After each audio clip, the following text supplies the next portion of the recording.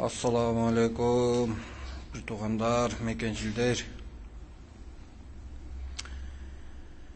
Moğol jerde negizi karaloo biz tarapka болуп атат, бирок biz башка жакты каралоодон Адахан Мадымаровка болобу, башкага болобу Кудайдын алдында алар өзлөрү жооп беришет. Анан мындай хадис бар го. Кимде ким ушак айтса, ушак тараткан, айткан, анын жанында отурган, аны уккан, аны колдогон, аны тараткан бардыгы биригип бир тозокко түшөт да. Ошон үчүн аларды өзүңөрдүн ичиңерден эле жаман көрүп койсоңор деп ойлойм да. Анан жана баары тең чыгып атышат го, менин да колдочуларым бар. Садыр Жапаровдон кем экенбиз деп Калмаматов чыгып атат. Менин да артымда турчу балдар бар депчи. Мен аларга кошулбайм. Анткени мен башымды сайгам. Кудайга шүгүр аман калдым.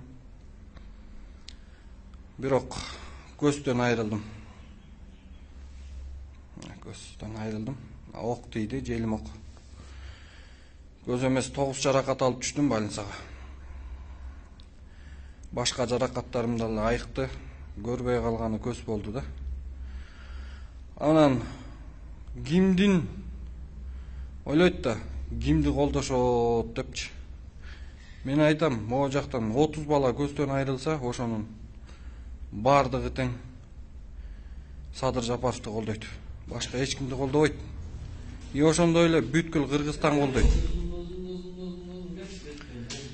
Мына да бир снайпер келди.